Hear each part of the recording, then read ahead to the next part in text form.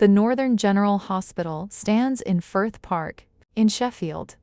Today, it's one of the largest hospitals in the United Kingdom, a place of modern medicine, saving lives every single day. But beneath that is a history many people don't know about. Long before it became a hospital, this land was part of something very different.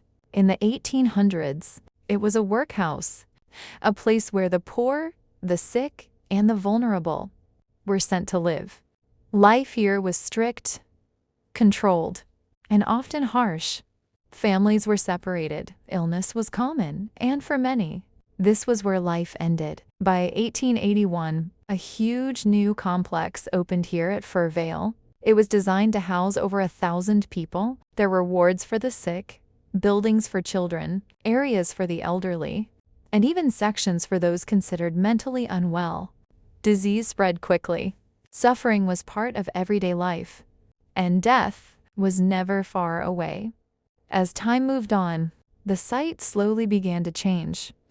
In 1906, a new hospital building opened, separating medical care from the workhouse itself for the first time.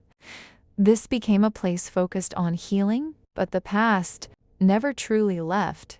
During the First World War, the hospital treated thousands of wounded soldiers. Men injured on the Somme were brought here, the buildings filled with pain, trauma, and survival.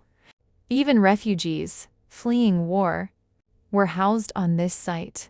And it didn't end there. During the Second World War, the hospital once again became part of the war effort.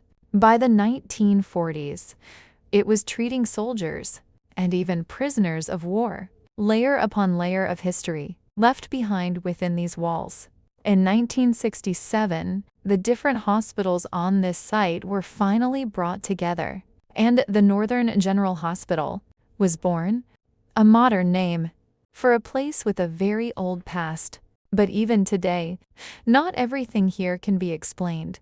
Deep within the hospital, there is a place known as the Vicar's Corridor, an old passageway linking parts of the original buildings, quiet, enclosed, and often dimly lit, especially at night.